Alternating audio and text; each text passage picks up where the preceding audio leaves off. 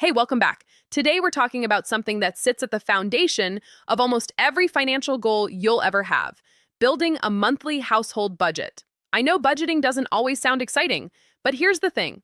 Without a clear picture of what's coming in and going out of your bank account each month, it's very easy to overspend without realizing it, lean on credit cards to fill the gaps, and find yourself stuck month after month wondering where the money went. A budget fixes all of that. It gives you control, clarity, and a real plan for your money. Today, we're walking through 6 straightforward steps to build one. Let's get into it. Before you dive in, it helps to have somewhere to organize everything. A budget worksheet, whether that's a printed sheet, a spreadsheet, or even just a notebook, gives you a single place to capture all the information we're about to go through. There are free spreadsheet templates available online from tools like Vertex 42 and others that are already formatted for this purpose, or you can simply use a blank page. The format matters less than the habit of actually doing it. Step 1 is listing your income. Start by writing down every reliable source of money that comes in each month. That includes your salary or wages and any other consistent income like alimony or child support. The key word here is reliable. If you occasionally pick up cash from a side job or a hobby, but not on a regular basis, don't include that in your budget income. Your budget needs to be something you can count on every single month, built on money you know is coming. If you're self-employed or your income changes month to month, use an average of what you've earned over the past several months or a conservative estimate of what you expect to bring in. It's better to underestimate slightly and have a pleasant surprise than to overestimate and come up short. Add everything up and write down your total monthly income. That's your starting number. Step 2 is adding up your expenses. This is where most of the work happens, and it's also where most people discover things they weren't fully aware of. Start with your fixed expenses, the ones that stay the same every month. Things like your rent or mortgage payment, property taxes, loan payments, child support, or alimony. Write each one down along with the exact amount. Then move to your variable expenses, the ones that change month to month. This includes things like groceries, gas, utilities, dining out, entertainment, clothing, and personal care. For each of these, write down the maximum amount you plan to spend in that category, or a realistic estimate based on your typical habits. A helpful way to do this accurately is to go back through your bank statements and credit card statements from the past 2 or 3 months. Looking at your actual spending history takes the guesswork out of it and often reveals spending categories you might not have thought to include: a subscription you forgot about, regular spending at a store you didn't consciously track, or monthly costs that add up more than you expected. One thing worth noting: not all expenses happen every month. Car registration, annual insurance premiums, holiday spending, these come up periodically but can throw off your budget if you're not prepared for them. The way to handle this is to divide yearly expenses by 12 and add a small monthly amount to your budget for those categories. When the bill comes due, the money is already set aside. Add up all your fixed and variable expenses. That's your total monthly spending. Step 3 is calculating your net income. This is simply your total income minus your total expenses. The number you get tells you a lot.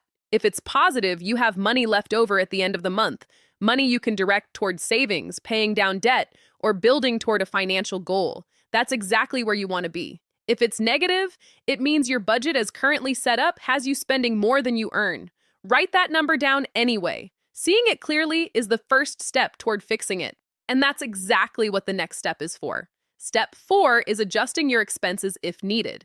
If your net income came out negative, something needs to change. Otherwise, you'll end up relying on credit cards, borrowing, or overdrafting your account to get through the month, which only makes your financial situation harder over time. The easiest place to find room is in your variable expenses, because these are the most flexible. Dining out, entertainment, hobbies, subscriptions. These are areas where spending can often be trimmed without dramatically impacting your quality of life. But don't stop there. Even some of your fixed expenses can be adjusted with a little effort. Negotiating a lower rate on your phone plan, switching to a cheaper insurance option, canceling a gym membership you rarely use, or skipping a vacation this year can all free up meaningful amounts. A useful exercise here is to go through your expenses and sort them into 2 categories: needs and wants. Needs are things you genuinely can't function without: housing, food, transportation, utilities. Wants are things that add comfort or enjoyment but aren't strictly necessary. Once you can see that distinction clearly, it becomes easier to make informed decisions about where to reduce spending and how much. The goal is to get your net income to a positive number, ideally with enough left over to make meaningful progress on your financial goals. Step 5 is tracking your spending throughout the month. Creating a budget is a great start, but the real value comes from comparing what you actually spend against what you plan to spend. Do this consistently throughout the month rather than waiting until the end. If you go over in a category, tracking helps you catch it early and make adjustments before the damage is done. Maybe you spent more on groceries than planned. You can compensate by cutting back on dining out for the rest of the month to balance it out. If you need to increase your budget in one category, decrease it in another to keep your overall budget balanced. The goal isn't perfection. Life doesn't always go according to plan. The goal is awareness, staying connected to your spending so that nothing catches you off guard. Over time, tracking also helps you refine your budget. You'll start to see patterns in where you consistently over or underspend, and you can adjust your numbers to more accurately reflect your real life. Let's bring it all together. A monthly budget is built in 6 steps. First, list all your reliable income. Second, add up all your expenses, both fixed and variable, using your actual spending history as a guide. Third, calculate your net income by subtracting expenses from income. Fourth, adjust your expenses if that number is negative, focusing on wants before needs. Fifth, track your actual spending throughout the month and compare it to your plan. And sixth, which is really an ongoing practice more than a step, keep refining your budget as your income, expenses, and goals change over time. A budget isn't a restriction, it's a tool that gives you control over your own money.